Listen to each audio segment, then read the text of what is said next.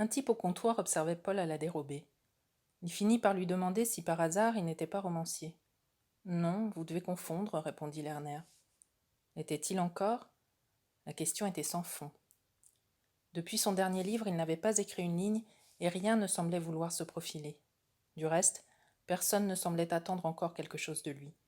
Ni les lecteurs, qu'il avait déjà oubliés, ni son éditeur, pour qui la terre ne s'était pas arrêtée de tourner. Noreen comptait à son catalogue d'autres poulains sur qui miser, et sa maison continuait à collectionner les succès. Plus le temps passait, plus Paul se demandait si la page n'était pas définitivement tournée. Peut-être n'écrirait-il plus jamais le moindre roman, peut-être ne publierait-il plus rien d'ici sa mort.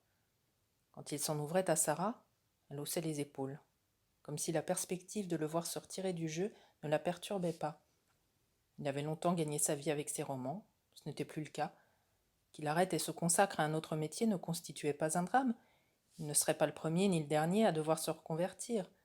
D'ailleurs, elle n'avait jamais vraiment compris pourquoi l'écriture, la réception de ses livres, en dehors des implications financières que cela supposait, le gouvernait à ce point, le plongeait dans de tels états d'anxiété ou d'abattement, d'euphorie ou d'excitation. Tout cela lui paraissait nimbé d'une forme de romantisme démodé, toute cette mythologie de l'auteur torturé, rongé quand l'inspiration se dérobait, hanté par le sentiment d'imposture ou d'échec. Elle en aurait souri si, durant toutes ces années, elle n'avait dû en subir les conséquences. Après tout, disait-elle, ce ne sont que des romans. Et puis quoi? Tu n'es pas Faulkner non plus.